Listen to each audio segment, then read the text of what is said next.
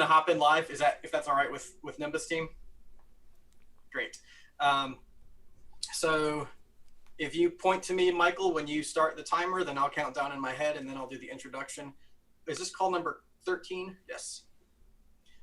Did you point? Hi, everyone. I'm SuperFizz from the ETHStaker Community. Today is December 14th, 2020, and we are here with ETHStaker Community Call number 13, and we are here with the Status Nimbus team who develops the Nimbus beacon chain client and validator. I'd like to introduce everyone really quickly, and then we will get into the meat and bones of the call.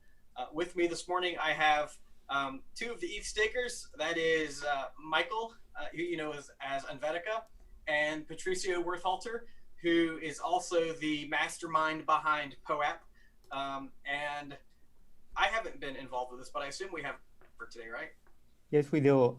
Maybe you should tell them how to get it, which is paying attention to the private messages and so on. Great, sure. So during this call, Patricio will be looking through the participant list, and he will be sending you a private message that includes a link to poap.xyz. And when you click on that link, it will open up a page where you can claim your POAP. If you have any trouble with that, we'll get you taken care of. The best thing to do if you have trouble is to stop by either the POAP Discord or the ETHStaker Discord after the call. And so with that, I'd like to welcome Status, or Nimbus, and I see Zahari, Sasha, and Mammy here this morning. So Sasha, if you'd like to just kind of introduce yourself and share your team with us, we can get started. All right. So I'm mainly on technical writing and user experience with Nimbus. Yeah, I mean, Mammy and Zahari are the ones that are really, and the rest of the team are the ones that are really making this possible. I'm just kind of the mouthpiece. That must be how we connected, because I'm just a talking head too. Like I didn't mean that offensively to you, but I am just a talker. So yeah, we're glad to have you, Zahari and Mammy. Well, I would say that Sacha is also the person who makes it possible for us to have actual users, because thanks to his effort. Great. And can you tell us a little bit about? Yeah. Well, let's say, Mamie, hello. How are you this morning? So hey. I guess it would be good to begin with what your role is, what your individual roles are on the Nimbus team. And so, Zahari, would you like to give us an idea what your overall role is? Well, within the Nimbus team, we don't have much of a hierarchy. We are pretty flat as an organization. Both me and Mammy are just developers on the project. Everybody has developed quite a lot of the individual subsystems within Nimbus. It would be too many to list them right now, but we try to be responsible for the components that we have developed. Cool, great. And if you wouldn't mind, so one of the things that we're always interested in, especially like home users and home stakers, is how you found yourself, like what your background is that led you up here. Because I know we have a lot of aspiring developers who are curious, like, how did you find yourself in this position? Like, what educational background or what other jobs have you had that have led you to where you are? Well, our project is unusual because it uses this rather exotic programming language called NIM. It's not very widely known, but it has many interesting properties. When you develop software with NIM, you can achieve the performance characteristics of languages like C and C++, and or Rust, for example. But at the same time, you get to enjoy much more high-level language constructs, and you can create APIs that are very easy for others to consume. And so this language is not very well known, but it's been around for more than 10 years. And actually, I was one of the early contributors to NIM. I've been involved with the language for more than 8 years now, and pretty much that's how I end up in Status. When they announced that they will be making a NIM project, it was very obvious for me that I should apply and should learn everything I can about Ethereum so I can help this project move forward. And for Status, it was an obvious choice to hire veterans from the NIM community. And that's what our team is, so to speak. We were able to hire the most productive, most prolific open source contributors from the NIM community. I've never worked on a team like this before, where each and every member of the team has very strong GitHub profile with many interesting projects. And just to get back on the aspiring programmers who wants to get into Ethereum 2. So the team started in January 2018 with a Reddit post. In the NIM subreddit, Jarad, the CEO of Status, posted a job offer and people applied, and that's how the team got started. And then, so that's how I applied, and I assume Zari too. And then Zari recruited like half of us. And we are about 10 now. We have very different background. Some of us, like Zari, did game programming, then compiler development. Myself, actually, that's my first job as a professional developer, but I've been doing development in NIM for 2 years before 2018. And in the past, I was a sysadmin in finance and then in nonprofit. So I went into different areas, and I have a mechanical engineering degree. So the most important thing for us in the team is showcase your portfolio and show that you can develop application and project, and you can do it step by step. You cannot start with something complex right away, but show that you can deliver. That's the most important thing.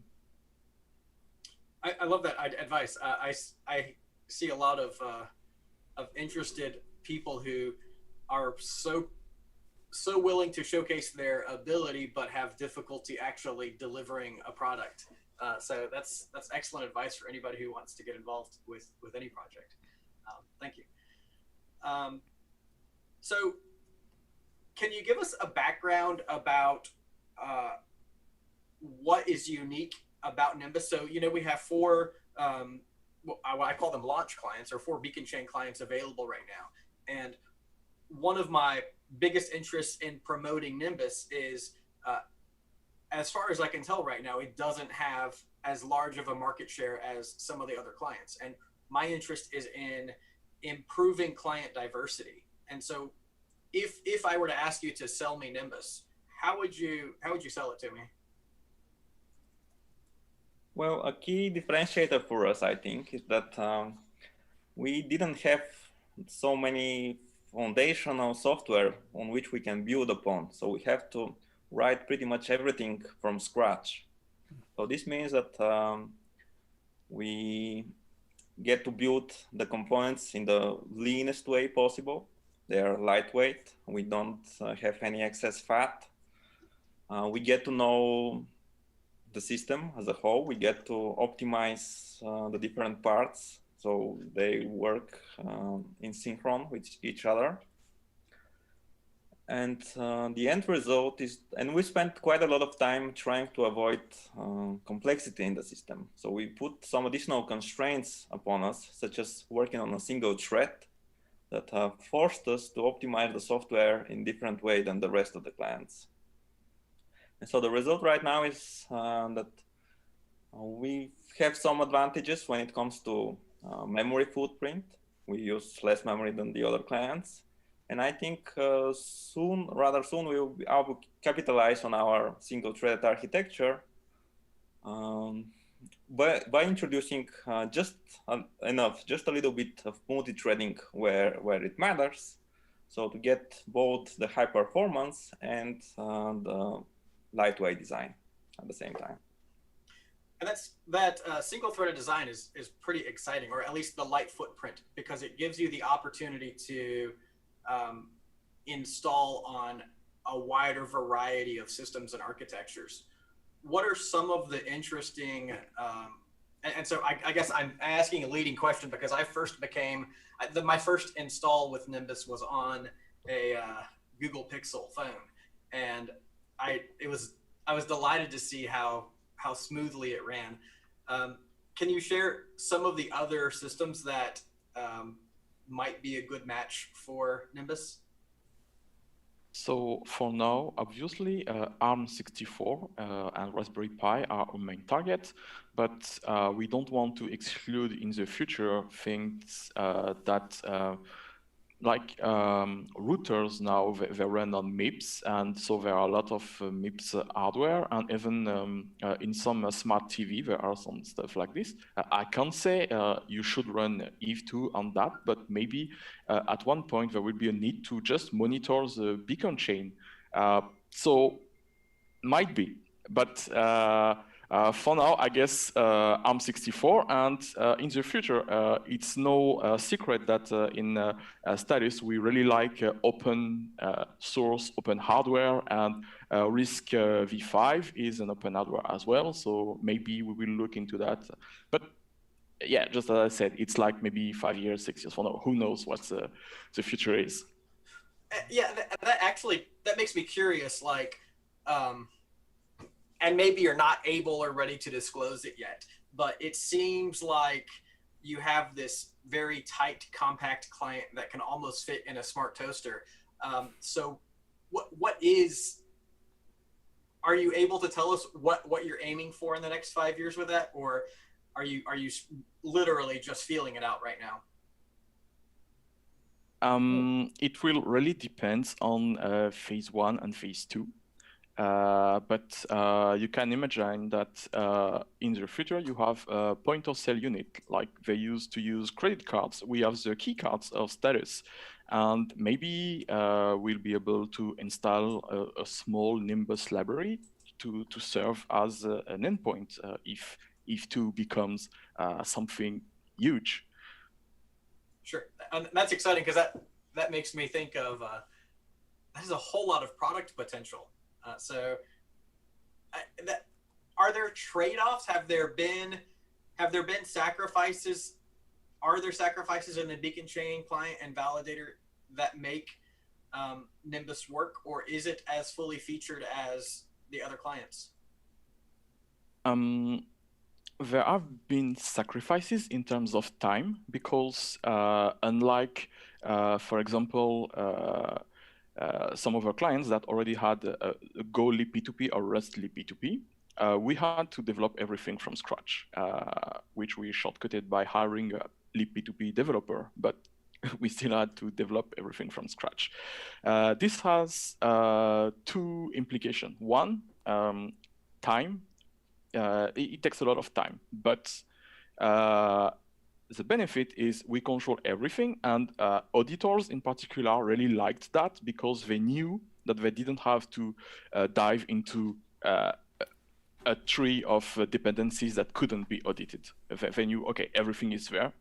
That's good. That's exciting. So I get that it can run single-threaded, it can run on Raspberry Pi, and it has a low memory footprint. Can you talk to me about the data the data storage as it compares to other clients, and then the bandwidth as it compares to other clients? Oh, I think in data storage in particular, all the clients still haven't reached their potential. I mean, I know that we are can be compared relatively well against the other right now. But even we are very acutely aware of how inefficiently we use the storage right now. So this is an area that we'll be focusing in the next month. And I think all the people in the ETH community, in the Staker community, should expect dramatic improvements on that front. Okay, so I guess if we're to rate these categories, in terms of processor and memory footprint, Nimbus is probably a leader. And in terms of data storage, you suggest there's a lot of work to be done. How about in terms of bandwidth usage? So just to go back on processor and data storage, for example, one of the issue that we have right now, and I think most of the clients are working on it, is we don't have pruning, which is a problem if you store data for 3 months or so. And in terms of CPU, I think we are pretty good on single threaded, but as many have seen the sync report, we still have work to do for initial sync. 6 months from now, there will be a fast sync called weak subjectivity sync, and this means that sync speed wouldn't matter, but since we don't know when this will be available, clients have prototypes, but we don't have a way to provide the checkpoint securely right now. We are working on sync speed, and this goes through multi-threading, which is a PR that I'm kind of shilling right now in the Nimbus Discord channel, and we hope to have this a week from now in Devil and 3 weeks from now released in mainnet, hopefully. And for bandwidth, it's more of the area of Zari, so I let him respond to that. Well, in the bandwidth side, you can say that the majority of E2 traffic is the gossip traffic. And I mean, we recently brought some improvements, and you can actually say bug fixes that reduce the traffic to the levels that the other clients are getting right now. We used to be a little bit above them. But I believe in order to improve the gossip traffic in general, this can only come with some optimizations to the protocols, which are more difficult to coordinate and a bit less likely to happen, I guess. Sure. Do you guys have an open validator? I mean, when I say open, it's one that you are willing to disclose the index number for us to monitor the performance of it? Yes, we operate validators. I believe all of the client teams are running their own validators. And surely we can disclose this. Something that we've been considering is creating a status page where you can see how our fleet of validators is doing right now, and with statistics about their performance. That's something the community would appreciate. We have the idea of collecting at least one validator of each client, and also from some staking provider, staking services, so we can have some sort of dashboard and see how things are going. So if you ever decide to publicize this, we would love to have access to that information. Yes, actually, thank you for sharing this. I mean, I'm always very interesting to hear, like, what are the perspectives of the actual users, what they care about in the teams. And we'll be working on that status page. One other place where you can kind of compare clients right now is on the Peermont network, which is actually much more heavier than mainnet, and it's likely to continue to be this way for a while.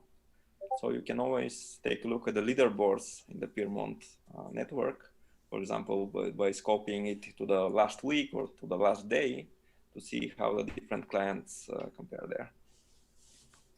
And there is ETH.stats.wtf, I think, to get some resource usage statistics from people who who put some of their performance metrics, uploaded their performance metrics. Thank you. There are validators that put Nimbus in the group, and we did speak last week on our call about putting in publicizing the dashboard for our validators, because I think as Mami and Zahari have communicated, because we've had to build everything from the ground up, the first priority was getting things working, and the second priority is getting things to work fast and well, and so it was only really after the or quite late in the day that Nimbus started working well, and now the focus is on optimizing. And I think a lot of people in the community may have tried Nimbus at an earlier stage where things were not working so well. So I think it's important to as you said, have a resource where people can track how the validators are doing and can see the improvements we've made. And it's very interesting that you say that, because that is my purpose for reaching out. Like I'm under the impression that Status is an equal contender, and I kind of had a direction on that, but I lost it. I'm curious, like, about the installation. One of the things that is still difficult for many end users is installation. Things like installing and then adding additional keys. What is the workflow for Nimbus right now in terms of documentation, installation, and adding new keys? Well, our book would be the guide that everybody should be using right now to get started. But this is actually an area where we've been thinking a lot lately. We want to, right now it's fair to say that operating a validator in Ethereum 2 is quite technically complicated. It is mostly possible for power users, so to speak. And we want to make this, to democratize it a little bit. We want to make it very easy to install the beacon node through, for example, the packages in your operating system. And then we imagine that would be quite useful if you pair your phone, for example, with your Nimbus installation, so you can manage it and monitor it right from your mobile phone or your desktop. Are those tools available right now? Oh, I mean, as I said, these are our aspirations. Oh, okay. Sure. So you kind of explained, and it does make sense, that part of Nimbus's lower market share is a result of having to build from scratch where other clients had existing libraries. And it seems like Nimbus is more or less on par with all of the other clients now. Is it a mission of your team to increase market share, or are you, kind of as Mamie said, are you focused on that 5-year plan where you're more interested in future solutions? The only way we can survive for 5 years is to have users now. So it's very important for us to have users now, understand their needs, meet them. And also, as everyone knows, the best distribution of clients for everyone on ETH2 is to have an equal share for everyone. So 25% for all 4 clients. And when Lodestar goes online, 20% for everyone, because this way, if there is an issue on one client, only 20% goes down, and there is no like big slashing and finality issues like we had in Medaya or in Altona for the old testnets. Sure, yeah, and that is, I'm so appreciative that you said that, because as we're here with the community now, for people who watch this in the next few days and weeks, if you're bringing a validator online, Nimbus is an excellent choice, because they're ready. They have what I've experienced as an easy installation procedure. And so will someone tell me what happens? And maybe you kind of hinted about this. What happens if you're running Nimbus, which is a minority client, and something like Prism experiences, and I'm not picking on Prism, one of the majority clients experiences some kind of fault? What does that scenario look like as for a home user who chose to run Nimbus rather than a majority client? So what happens is that if there are many failures on either inactivity or wrong attestation or block being produced, the ETH2 protocol will consider that as an attack, and then the penalties will get very, very high. And So those being penalized will have a large part of a stake slashed, and the one who survive likely will slash them and earn more money as well. Sure. Yeah, and we know that even if you're not running a slasher, if you are an online proposer when a majority of the network is offline, then your rewards will actually be more significant. So if you're running a minority client when a majority client is offline, you are contributing to the network health by keeping the chain going. You'll have greater greater proposer rewards, and it really is beneficial to the health of the overall network. Actually, right now, running a slasher is really a pro bono thing because only the one who includes the slashing proof actually gets the reward.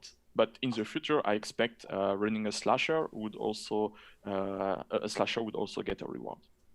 And I wasn't actually referring to slashing, and please help me understand this because I acknowledge that I'm still learning a lot of this. If several blocks or slots are missed by what would be a majority client, and then a Nimbus or an online client then proposes a block, is the reward not higher than it would have been if they were sequential blocks? And it's difficult for everyone to understand, so I'm still learning myself. I wouldn't expect you to have the answer offhand. No, I don't have the answer. I would have to recheck the spec, and everyone knows the beast it is. And yes. Even though I implemented it. Well, I can talk a little bit about this. Actually, the stronger mechanism here is something that it's called the correlated failure. So you want to anti-correlate yourself from the behavior of the other nodes in the network. Because if many nodes are currently offline, the penalty for being offline increases. So by running a majority client, you expose yourself to the risk that if there is a problem with this client, the portion of the validators that will go offline at that moment will be much larger than if you're running a minority client. So because of these correlated penalties, anytime an incident like this happens, you'll be suffering larger penalties. Now, I believe there is no difference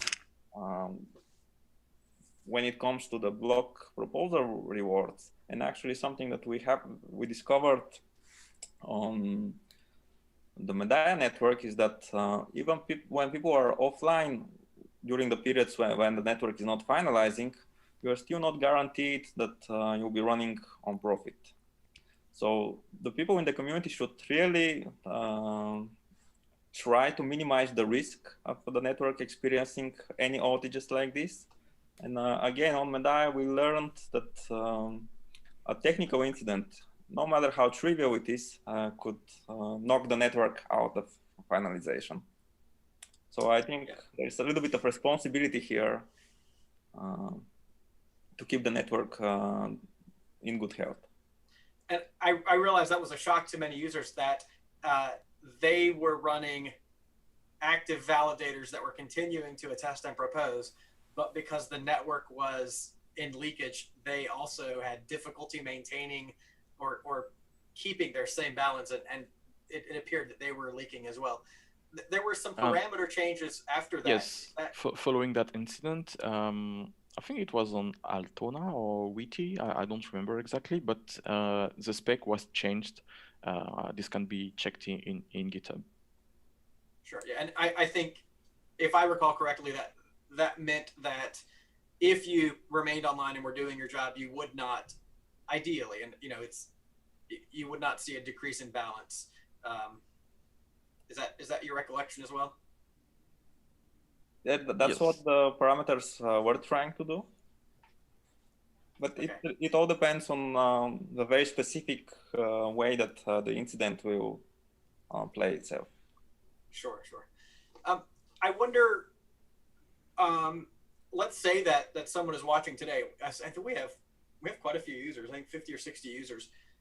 If one of these people is setting up a validator today, how do you have an outreach program going on? Do you have So I know about your Nimbus Discord. What is the best way for a user to find your community and become an active learner or participant? And that's definitely the Discord. I mean, there's someone online basically at almost any hour of the day, and we've split up the channels into quite detailed subcategories, although it doesn't matter if you get the category wrong, but there'll always be someone there to help. I'd say that would be the main port of call. And definitely check out the Nimbus book. I've posted that in the discussion, but that's sort of aiming to be a really first principles introduction into how to validate and yeah. If I can confess, I had difficulty when I was Googling to find installation instructions. It seemed that there were several different versions of the instructions. So yeah, so the trouble is the documentation on the Nimbus front is spread out between the website, the GitHub, and the Nimbus book, and it's not always. And also we've changed the link to the Nimbus book a couple of months ago. So right now and we haven't worked on search engine optimization at all, so it can be hard to find. That's something that I'm realizing we need to do a better. We need to publicize that better, but basically everything is in the Nimbus book, which I've posted the link here, but just to read it out loud, it is, let me just get it up.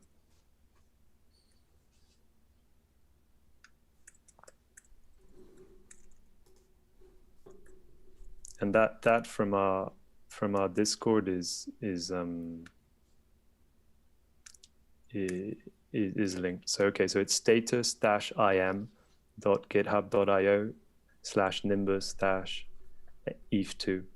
But anyway, it's long to remember. I'll post it again, and I think we'll tweet it out more and make it clearer.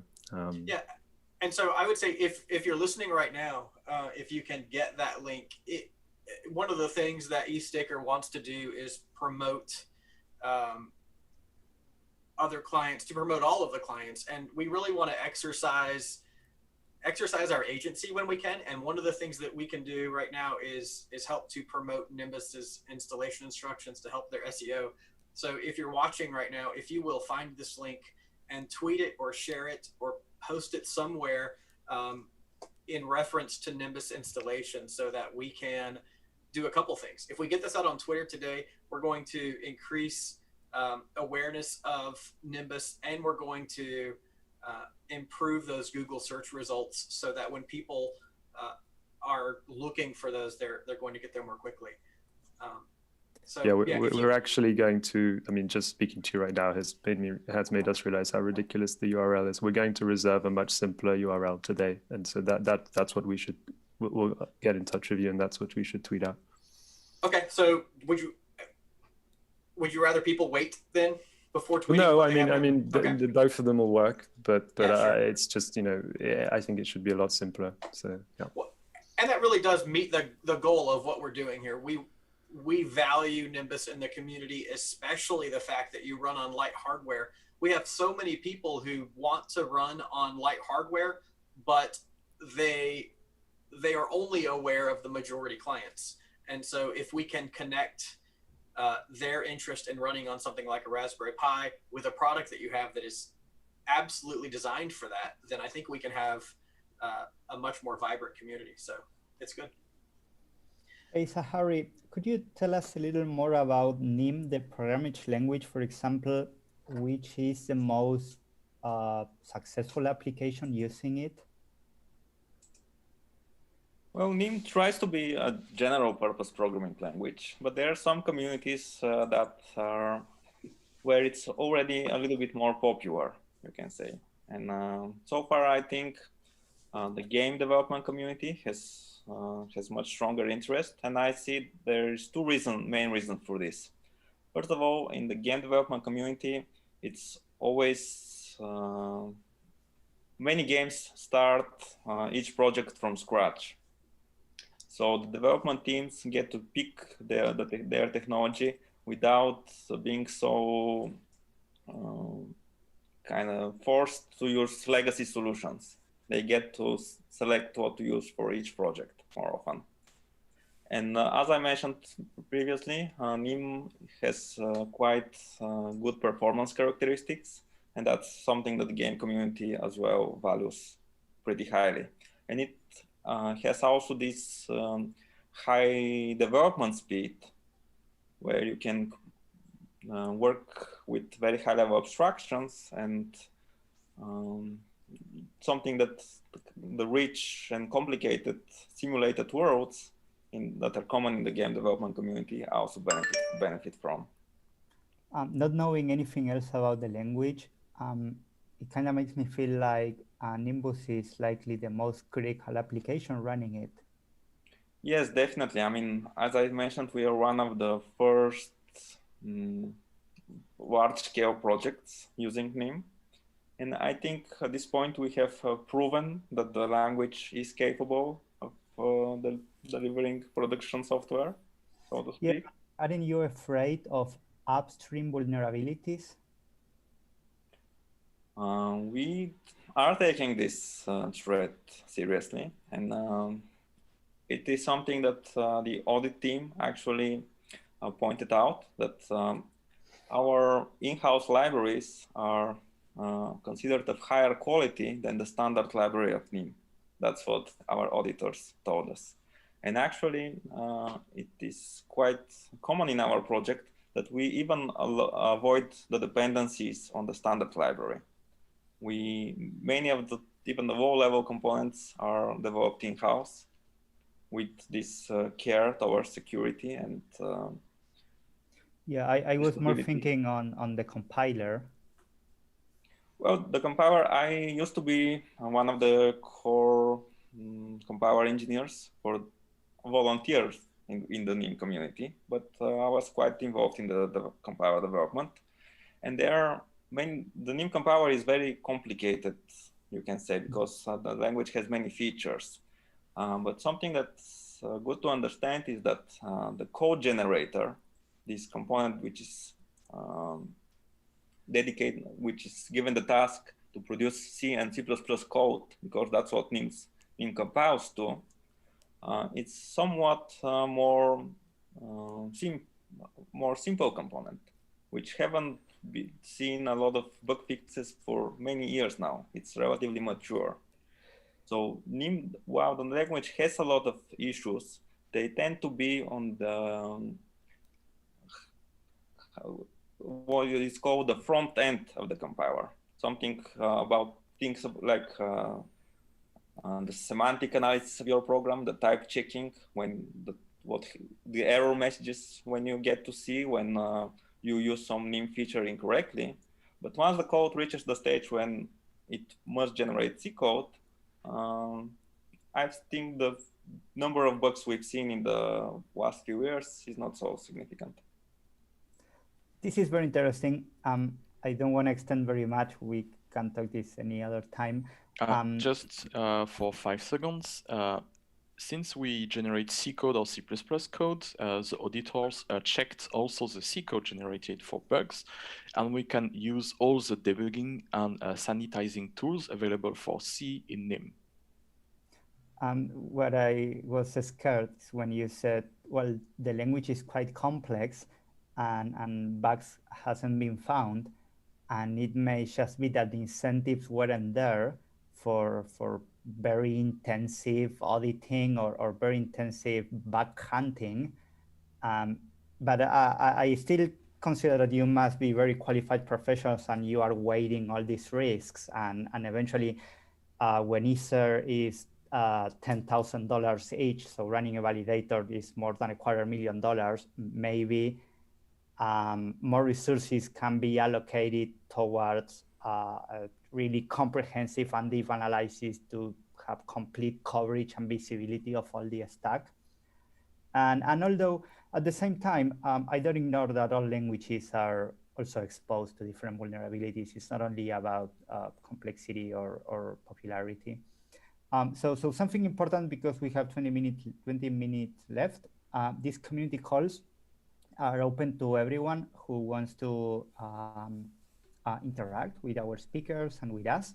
So I'm going to try, have we open mic on Zoom?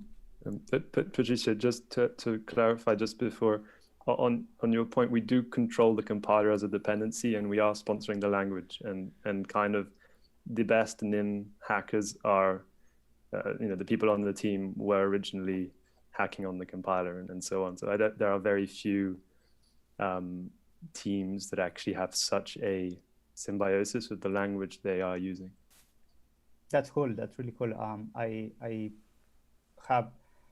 feel like I don't feel Nimbus is in any way handicapped compared to other clients because of the language choice.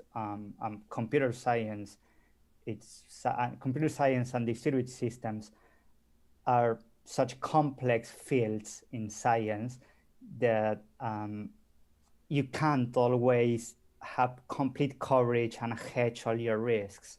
And I'm sure you're doing your best to have a reasonable threat modeling and have coverage on the different possible attacks.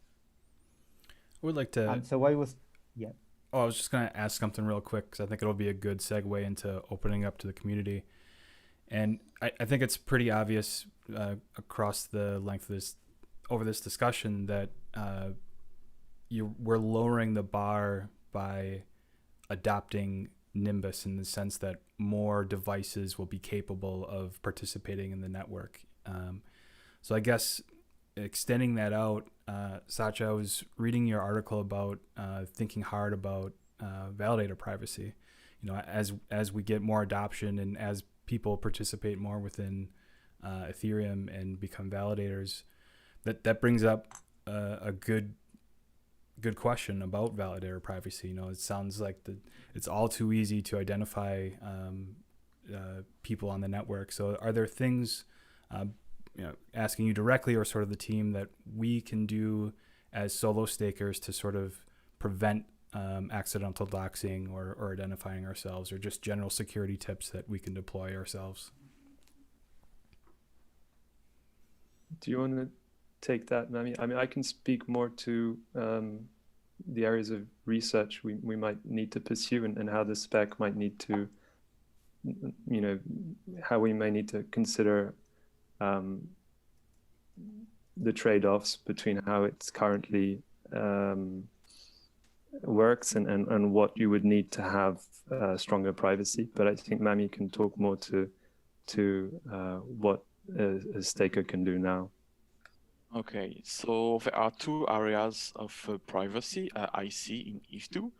The number one is your IP, hiding your identity, and number two is hiding that you are a validator, and that you will have to propose a block or attest soon.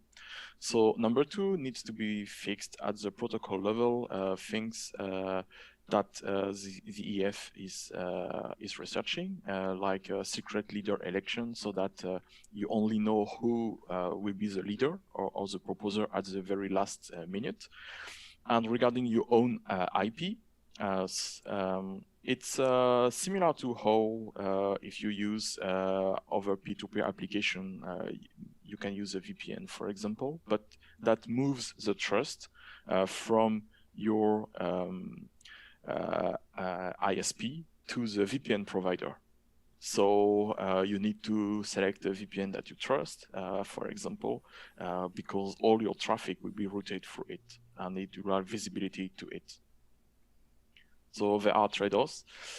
We are deeply aware of that, and even as an organization, Status is very, very focused on privacy first, censorship resistance. So even we will likely be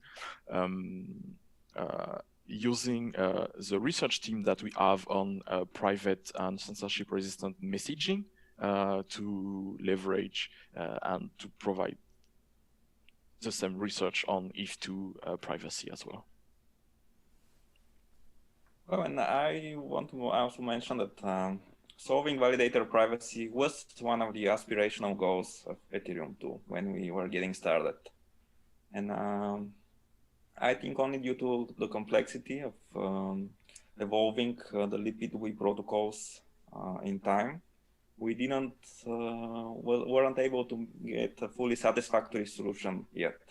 But the protocols should continue to evolve, so we can get more kind of automatic, out-of-the-box solution that the individual validators don't need to worry about. I would say that's one of the trade-off for shipping ETH2 in 2020. Yeah, one thing I would add is if you haven't made a deposit yet, is to perhaps try and break the link between your ETH1 address and your deposit. You know, so use Tornado Cash. I think it would be cool as well to push for a 32 ETH option on Tornado Cash. I think there's a hackathon prototype that someone did, and I think that was originally the plan, but they didn't, for some reason, didn't get around to implementing in time. But that would be really cool. I mean, right now it's like 110 or 100, right? And 32 could be used by a lot more people, I think, than just stakers. So it could be useful. And that would be a great way to annoy them on Twitter. They did sort of tacitly commit to trying to get 32 Ether out in 2020 a couple weeks ago. But if you're a Twitter warrior, it would be great to at them and kind of encourage them in an annoying way. Thank you for suggesting that. That it would be so neat. Like, that's something we all want. And Tornado Cash is already a great product, and that is a great product and a great use case that could be merged very easily. With that, I think it's great. I believe that everyone has, all of the participants have unmute capability.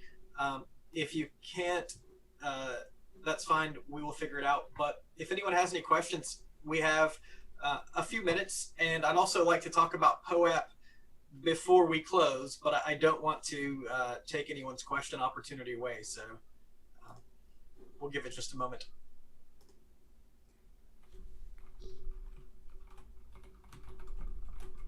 So I'll chat about POAP if no one else is piping in with questions. POAP is the proof of attendance protocol, and Patricio Werthalter is the developer or the organizer behind POAP. He's kind of a diffuse kind of leader, and he encourages people to do whatever makes sense to them with POAP, and it's one of the reasons I love the platform. POAP is essentially an ERC 721 token that gets delivered individually to people who can prove that they participated in an event. And the delivery is free. They are delivered to the XDAI network, which is a side chain of the regular Ethereum network. And that delivery is free. So when Patricio sends you a link and you go to the POAP claim page and you enter your Ethereum address, it will be delivered to that Ethereum address on the XDAI network. From there, you can leave it there forever. I leave a lot of mine there, or you can actually migrate it to the regular Ethereum network. If you're interested in learning more about POAP, you can go to, well, actually my favorite place to look at them is poap.gallery right now. You can check out Patricio's Medium blog. It's under POAP XYZ, or you can learn more at app.poap.xyz. It's something that the ETHStaker community has really gravitated toward. And if actually Michael, who you see here as Helvetica, runs the Ethereum StudyMaster.com program, and you can essentially participate in reading 10 articles and taking 10 quizzes and getting a POAP to prove that you have some fundamental knowledge of ETH2. So all of those things are really great. And and we really can happy. make a little announcement. And it's not really an announcement, but it's a status update. We are in advanced conversations with Ethereum Foundation to give benefits to people that have certain POAPs, like the Medasha Resuscitator and the Genesis validators, and maybe even these community calls. So if you were a passionate community member that's been dedicating energy and resources to Ethereum, you may get from simple things like exclusive swag during DevCon up to free tickets or other interesting benefits on the activities the community runs. So although POAPs are collectibles and the main value proposition is just giving you proof that you've been part of this, there are actually branches or the benefits branch out. So stay tuned, follow ETHStaker on Twitter and pay attention to the POAP channel on the ETHStaker Discord, which if you're here, I assume you know, but in case you are watching on YouTube, it's the way to get in is invite.gg/ETHStaker altogether. And I guess that's it. That's our kind of status update on what's coming.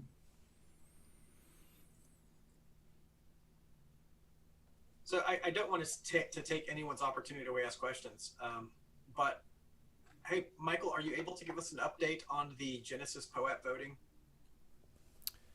Yeah, so later at some point today, we'll have the ETHStaker website will be updated, which is ETHStaker.cc. And when that gets updated, we will have the POAP Genesis Design Contest event, where we had something like 158 submissions, individual POAP designs from designers around the world that designed 3 exclusive Genesis POAPs, ranging from the depositing 32 ETH as a validator to proposing blocks at certain timestamps. So if you go to ETHStaker.cc, you'll be able to vote for the Genesis POAP that you think should be distributed for those various, I guess, I don't know, categories for POAPs. So, but again, that it should that's later be, today, right? Yep. Yeah. By end of day, let's call it 7 p.m. Central Time. That's 12 midnight. Yeah. End of day. But Michael has done an extraordinary job developing all of these tools for us, and so anyone who is itching to get those Genesis POAPs, please recognize it takes a lot of work to get this kind of thing up and running. And so I know Patricio has been laying the foundation for years, and Michael has been helping to get this ready to go. So I'm really delighted for both of their efforts. I just put on the Zoom chat a message to the gallery page of this event to see who got the POAP. It's 58 people, which is a nice number. But thank you very much, everyone who came and joined. Hopefully you also enjoyed it as much as we did. We also have another community call. I think it's in 8 hours. Is that right? That sounds right. Maybe 7 hours and 5 minutes, I think. Anyway, that call is with Dave Rugendijk, and we plan to talk then about the next iteration in trustless decentralized staking pools. So if you're joining us now, you might also be interested in joining us for the Dave Rugendijk call. So status team or Nimbus team, any final thoughts? It sounds like you have a very well working client for light hardware that many of our, especially Raspberry Pi stakers, may be interested in using. Any closing thoughts? I think one thing that perhaps we didn't mention was the idea is to integrate it with the Status desktop app next year, so you'll be able to monitor your validator through the Status desktop app. That's something that's important that I don't think we've communicated properly yet. Also, maybe some people knows that we have an ETH1 client that is currently in progress and can sync slowly, but to the latest chain. The plan with this is many knows that we have to run a Geth or something, and we want to integrate that with ETH2 so that you can have Nimbus as a one binary that can monitor the ETH1 contract and run ETH2. That's something I'd like to poke at just a little more. So right now, if I run Nimbus, what is the best location to get that ETH1 data? Am I using a private, or a data provider, or are you suggesting? Well, I'll let you answer the question. No, so for now, use Geth, or maybe there are, so I've been looking into maybe optimized clients that have less states, because running Geth on ETH1 might take 300 gigabytes, which is a bit of a problem for resource-restricted devices. So there are research into having a better way to monitor the ETH1 contract, and otherwise, I think the Nevermind team has only takes 70 gigabytes to have the full ETH1 chain as well. And obviously, in a crutch, you can always use Infura or Alchemy. And there's actually a full list at ethereumnodes.com. And for anyone who listens, I do encourage running a full ETH1 client. That is best practice, but I'm also about doing what works for you. And so it's good to hear that these data providers at ethereumnodes.com are also supported by Nimbus, because I feel like that should not be a barrier that prevents anyone from staking. If you can run a Geth, or if you can run a full node, you should. But if you can't, there are ethereumnodes.com that offer a bunch of endpoints. So, well, there should be a little bit of disclaimer here that we didn't have the time to explore every possible Ethereum 1 provider out there. We've verified that the most popular ones, such as Infura and I believe Alchemy, was also mentioned by Mami work. We encourage people to try other providers, for example, on the test nets, and they can report their findings, perhaps some issues. Obviously, we are committed to support all of these providers in the future, but just our testing hasn't been thorough enough yet. Sure. And my assumption was that they all provided the same type of data, but you're right. It is best to practice caution. And even when we encourage people to use Nimbus for staking, you should run it on testnet first and make sure that you're comfortable and confident that it works the way you expect it to before you deposit and try to run it on mainnet, because the last thing you want is that stress of not being able to validate when you thought you'd be able to. So thanks again to the Nimbus team. Super Fizz, can one last thing is I think it's important to also note that it's not only for resource restricted devices, right? Nimbus works well on normal devices, and on a multi-core machine, you can pin Nimbus to a single core and have run Geth, Grafana, and all the other stuff on the rest of the cores without affecting Nimbus. So it really encourages you to try it out on all sorts of machines, not just resource-restricted devices. Sure, yeah, thank you. And I did focus on those resource-restricted devices because I know that there's a large portion of the community that wants limited resource devices. So thank you for pointing out my blindsidedness. It was great talking to you guys. I learned so much. I'm looking forward to creating a state of the stake today, where I encourage people to check out Nimbus. And if you are a viewer, I hope you will help us with sharing the link to the Nimbus Gitbook. And thanks again, everyone, for your time. Thank you for having us. Okay. It's a pleasure. Bye-bye. Thank you. Bye.